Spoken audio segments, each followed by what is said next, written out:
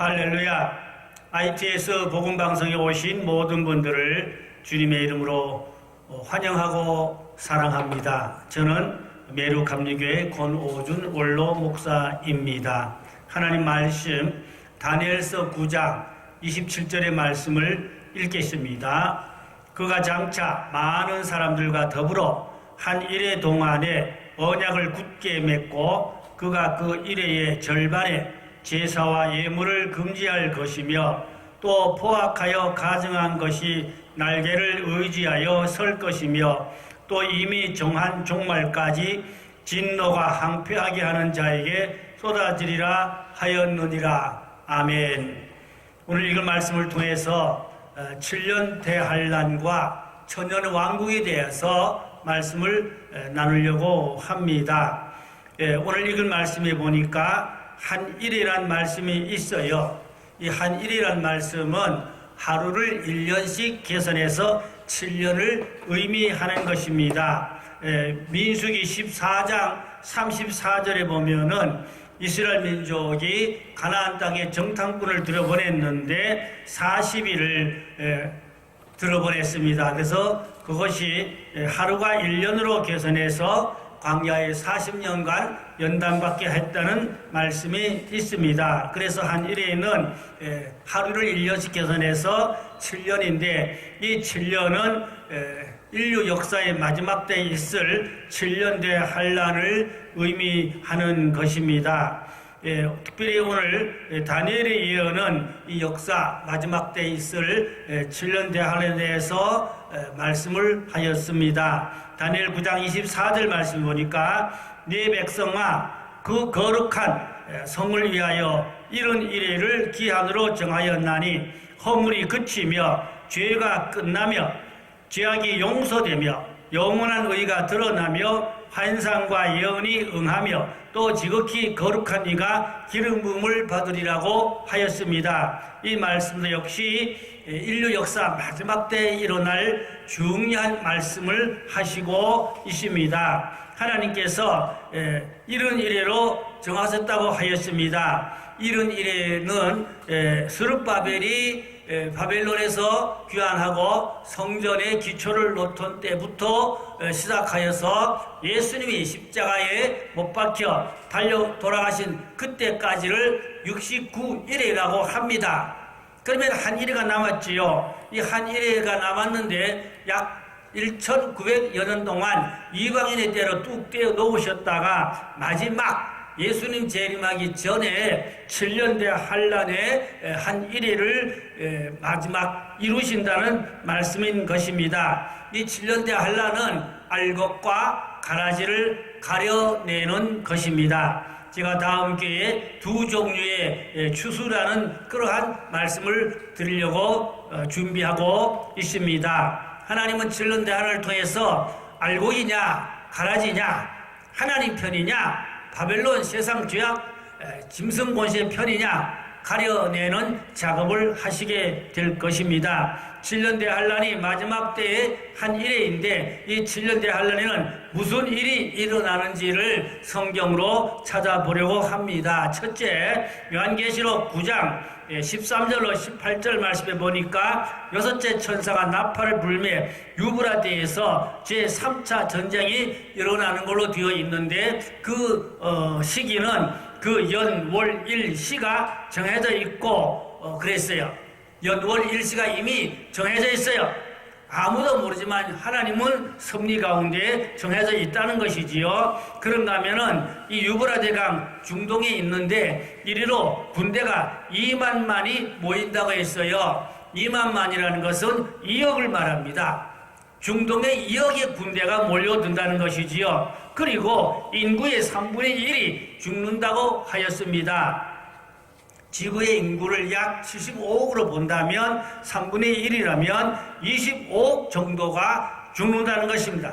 엄청난 많은 사람이 중동 이 3차 전쟁을 통해 죽게 되는데 아마도 이 전쟁은 핵 전쟁으로 보아야 하겠습니다. 그러니까 그렇게 엄청난 많은 사람이 죽는다는 것이지요. 그래서 핵 전쟁뿐만 아니고 세균탄 혹은 화학탄이라고도 하고 생물학탄, 가스탄 이러한 탄들을 총동원해서 중동에서 3차 전쟁이 일어난다는 것입니다. 그러나 하나님의 일을 받은 사람은 피해받지 않도록 지켜 보호하시고 구원하신다고 계시록 9장 4절에 말씀하고 있습니다. 두 번째, 7년 평화협정이 맺어지게 됩니다. 제가 지금 말씀드리는 것은 7년 환란에 어떤 일이 일어나느냐를 지금 말씀드리는데, 첫째는 유브레대강에서 전쟁이 있다, 제3차 전쟁이 있다는 것을 말씀드렸고, 두 번째로는 7년 평화협정이 맺어지게 됩니다. 그래서 우리는 역사를 자세히 살펴보시고 특별히 중동을 잘 주의 깊게 살펴볼 필요가 있습니다. 오늘 본문 말씀 다니엘 9장 27절에 보면은 한 일해 동안 언약을 굳게 맺고 이랬어요. 언약을 굳게 맺는다는 것은 일해 동안 7년이거든요. 7년 평화협정을 맺게 된다는 말씀인 것입니다. 중동에서 분쟁을 잠재우기 위해서 평화의 언약을 맺게 된다는 말씀으로 보아야 하는 것입니다. 그런데 처음에는 평화를 준다고, 잘 살게 해준다고, 좋게 해준다고 하지만 후반부에 가서는 본색을 드러내게 되면은 엄청난 큰 문제가 일어나는 것을 알아야 하는 것입니다. 그 다음 세 번째, 이 7년 환란에서는 제3의 성전이 지어져야 하는 것입니다. 계시록 11장 1절에 보니까 성전을 측량한다는 말씀이 있어요.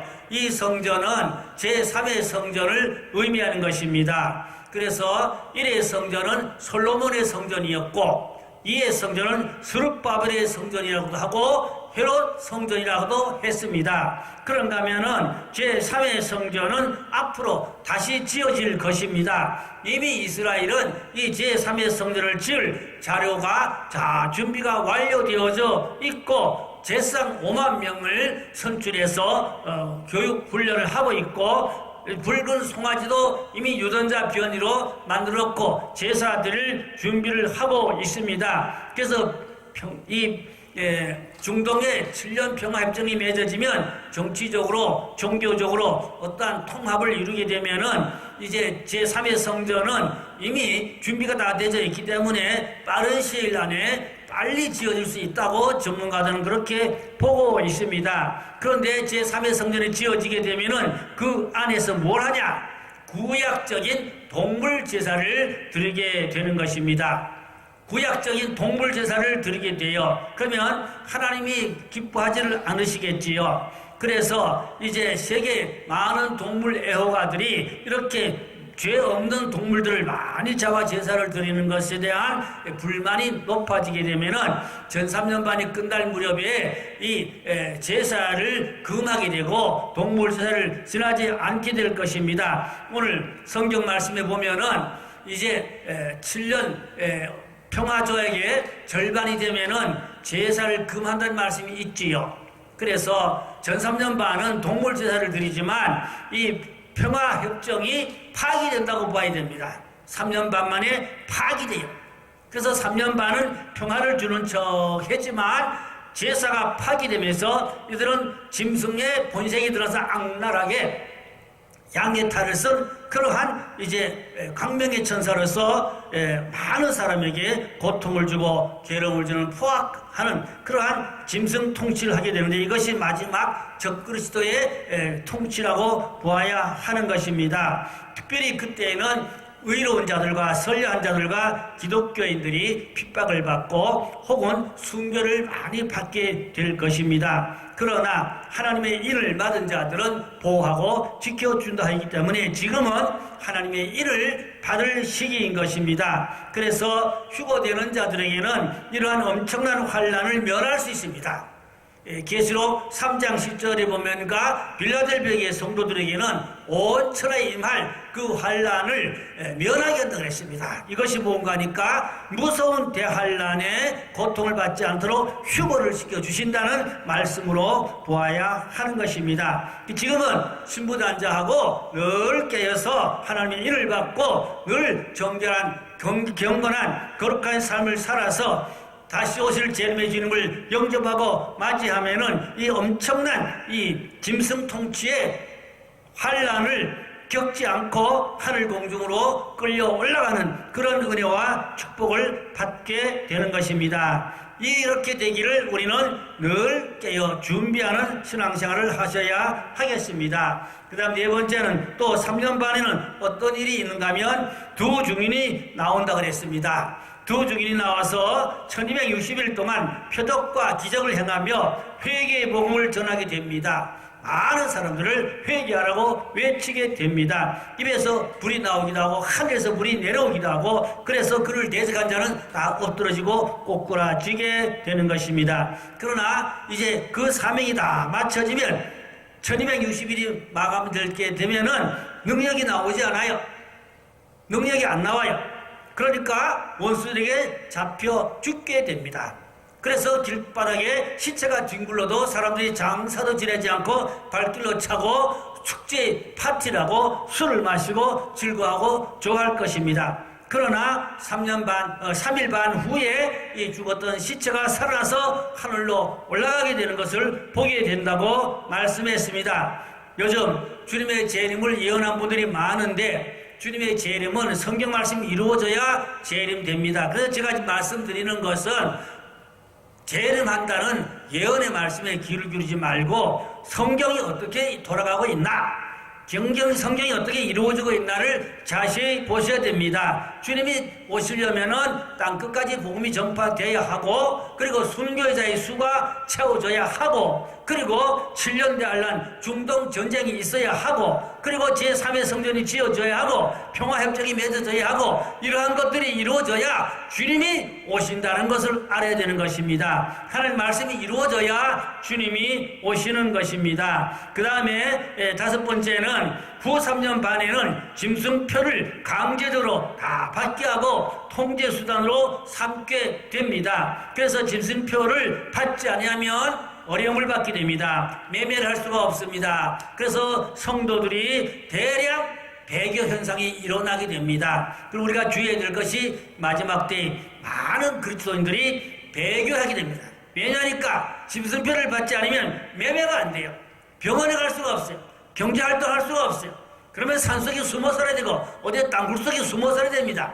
그렇지 못하면 대량 순교를 하든지 아니면 배교 현상이 나타나게 됩니다.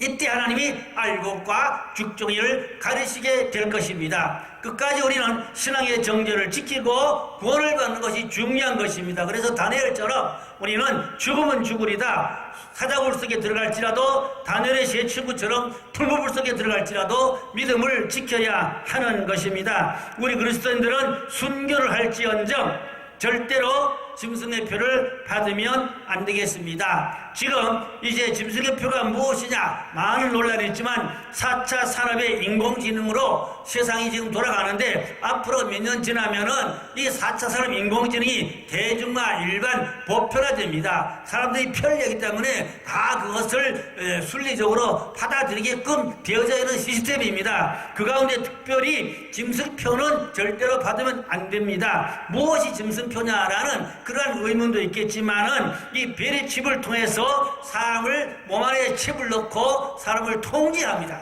사람을 추적합니다. 그 사람의 행동, 생각, 그 사람의 위치, 다 경제활동, 의료 정보까지 다 추적해서 알게 됩니다.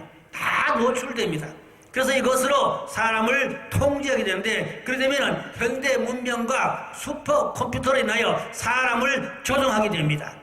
그래서 우리는 현대 문명의 슈퍼컴퓨터에게 조종을 받으면 성령이 나를 통제할 수가 없어요. 그러면 성령이 내게서 떠나시게 됩니다. 그러면 내 영혼이 하나님 편에서 떨어지게 되는 것입니다. 또 계시록 16장 2절에 보니까 이 표를 받은 자들에게는 악하고 독한 종기가 난다고 하였어요. 이미 이 표를 받고 종기가 나고 죽은 자도 여러 분 있고 또 많이 고통을 받는다는 그러한 정보와 소식들을 저는 접하고 있습니다. 또 피해 사례도 적지 않게 이미 많이들 나와 있습니다. 이러한 우리는 정보에 귀를 기울이고 정말로 우리의 믿음을 지금은 잘 정리해야 될 때인 것을 알아야 하겠습니다. 휴고 전에는 자율적으로 받아도 되고 안 받아도 되겠지만 휴고 후에는 엄청난 환란이 오게 되는데 그때는 강제적으로 받게 될 것인데 대다수 많은 사람들이 배교 현상이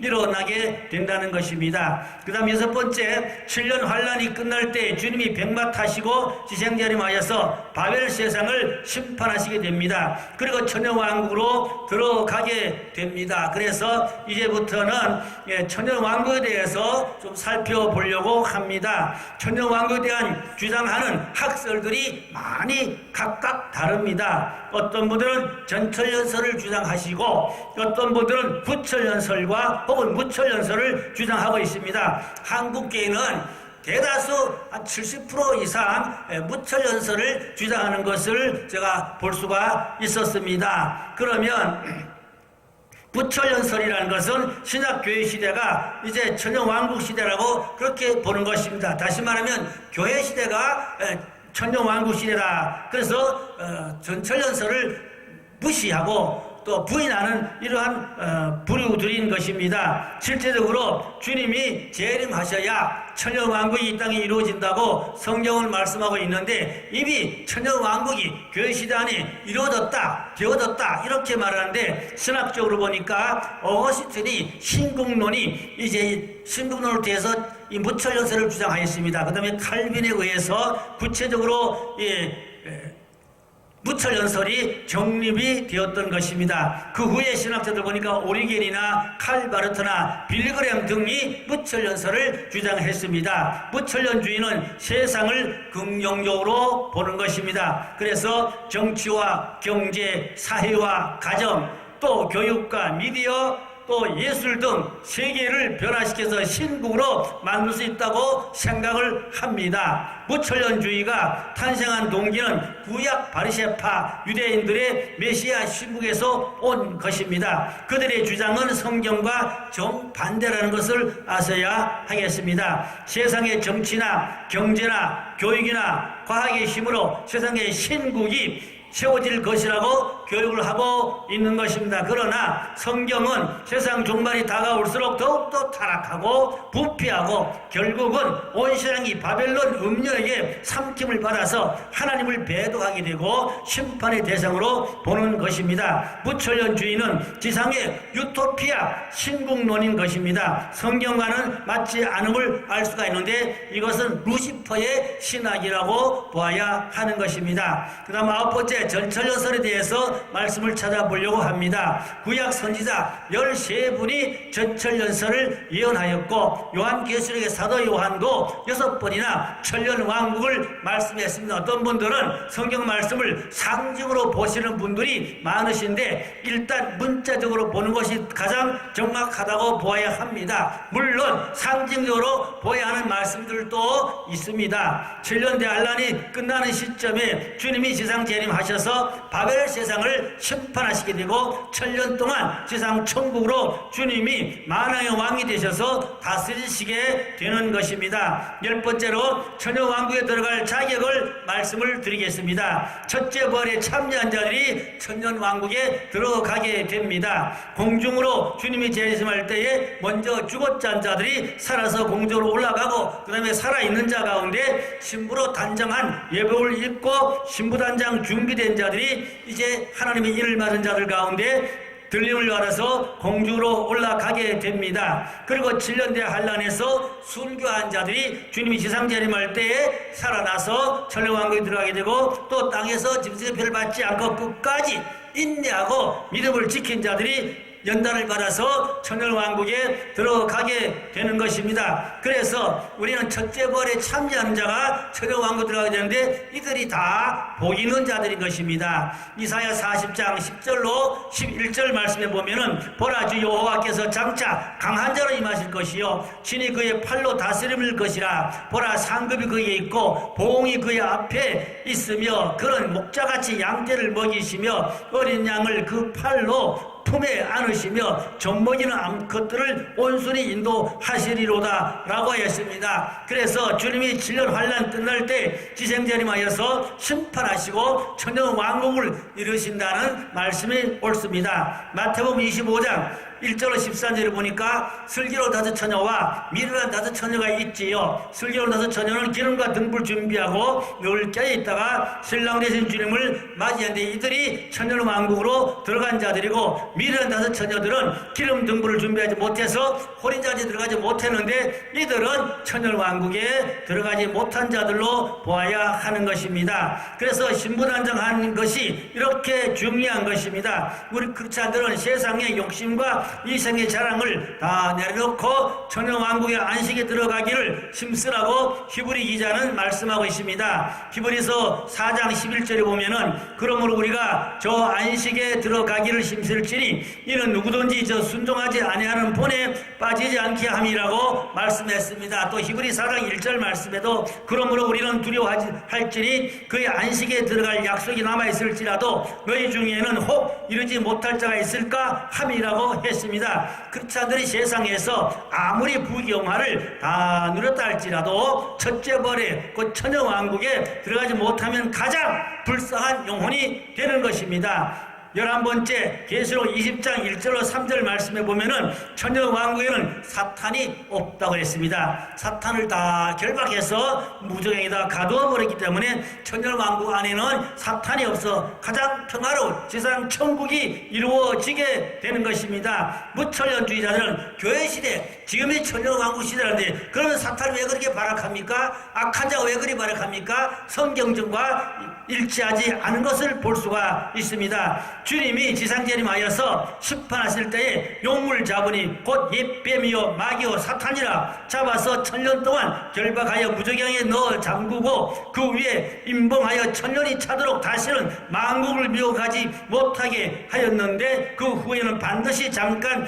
노일이라고 하였습니다. 그러므로 천년왕국에는 마귀가 없으므로 전쟁이 없고 평화로운 지상 천국이 되는 것입니다. 사나운 짐승들도 온수랑 양같이, 육식 동물들도 초식 동물로 양같이 온순해지게 되어서 어린아이들이 독사굴에 놀게 되고 또 어린아이들이 사자와 같이 놀아도 해를 받지 않게 되는 것입니다. 12번째 하늘에서 내려오는 새 예루살렘 성은 천년왕국의 왕궁이 됩니다. 계시록 21장 2절 말씀 보니까 또 내가 보면 거룩한 성 새 예루살렘이 하나님께로부터 하늘에서 내려오니 그 준비한 것이 신부가 남편을 위하여 단장한 것 같더라고 했습니다. 또 계시록 21장 3절 4절을 보니까 내가 들으니 보좌에서 그 음성이 나서 이르되 보라 하나님의 장막이 사람들과 함께 있음에 하나님이 그들과 함께 계시리니 그들은 하나님의 백성이 되고 하나님은 친히 그들과 함께 계셔서 모든 눈물을 그 눈에서 닦아주시니 다시는 사망이 없고 애통하는 것이나 곡하는 것이나 아픈 것이나 다시 있지 아니하리니 처음 것들이 다 지나갔음이로라. 이 천년왕국에 들어가면은 눈물이 없습니다. 아픔이 없습니다. 사망이 없습니다. 애통하고 곡할 일이 없습니다. 주님이 얼마나 수고가 많았냐, 눈에 눈물을 씻어 주신다는 말씀이 계시록에 2차례 기록되어 있음을 볼 수가 있습니다. 13번째로 이 천년왕국이 마지막 끝날 때는 곡과 마곡의 전쟁이 있다고 말씀합니다. 계시록 20장 7절로 10절 말씀에 천년이 참에 사탄이 그 옥에서 놓여 나와서 땅의 사방 백성국 곡과 마곡을 미혹하고 모아 싸움을 붙이리니 그 수가 바다의 모래 같으리라. 그들이 지면에서 널리 퍼져 성로들의 진과 사랑하시는 성을 두름에 하늘에서 불이 내려와 그들을 태워버리고 또 그들을 미혹하는 마귀가 불과 유황 못에 던지리니 거기는 짐승과 거짓 선자들이 있어 세세토록 밤낮 괴로움을 받으리라고 하였습니다. 여기서 곡과 마곡이 누구일까요? 주님이 지상재림하여서 바벨세상을 심판하실 때에 죽지 않고 살아남은 자들이 천년왕국 변두리에서 살게 됩니다. 자식 낳고 바다에 모래같이 많다고 했습니다. 그 가운데는 짐승 정부 종로를 하던 자들과 거짓 선자들도 있다고 말씀하고 있습니다. 천정왕국이 끝날 때 무저갱에 가둬놓았던 사탄을 잠시 풀어놓음에 짐승과 거짓 선자들과 곡과 마곡 하나님을 대적하던 무리들에게 들어가서 천년왕국의 성도들을 대적하려고 합니다. 그러나 하늘에서 불이 내려와서 이들을 태워버리고 유황불못에 던져을 당하여 세세토록 밤낮 괴로움을 받게 된다고 하였습니다. 천년왕국이 끝나면 지구는 불티같이 분해되어서 사라져버리게 됩니다. 그리고 창세 이후로 죽은 자들이 다 살아나는데 이때를 둘째 부활이라고 합니다. 이 둘째 부활에서 백보자 심판을 받게 되어 구원받은 자들은 무공천으로 들어가게 되고 구원받지 못한 자는 영원한 무저갱 혹은 유황불, 지옥불에 떨어지게 되는 것입니다. 그래서 우리 그리스도인들은 끝까지 이긴 자가 되고 하나님의 일을 받고 신부단 자하고 끝까지 믿음 생활 승리해서 첫째 벌에 참여하는 천연왕국의 주인공 되는 무공천국까지 들어갈 수 있는 복된 하나님의 자녀들이 될 수 있기를 주님의 이름으로 축원합니다. 할렐루야. 기도하겠습니다. 아버지 감사합니다. 우리는 7년 환난을 이길 수 있는 믿음 주시고 성경을 통해 세상을 볼 줄 아는 눈을 열어주시고 분별력을 주시옵소서. 늘 깨어 기름 같은 불 준비하고 예병을 준비하고 하나님의 일을 받고 적그리스도를 이기고 짐승 세계를 이기고 마귀 제약을 이기고 주님 앞에 설 수 있는 하나님의 거룩한 택한 백성들 종들 되게 하여 주시옵소서. 천년왕국의 왕노릇하고 천년왕국에서 주님과 더불어 평화를 누릴 수 있는 하나님의 종들 되게 하여 주시옵소서. 믿고 감사하며 우리 구주 예수 그리스도의 이름으로 기도드렸사옵나이다. 아멘.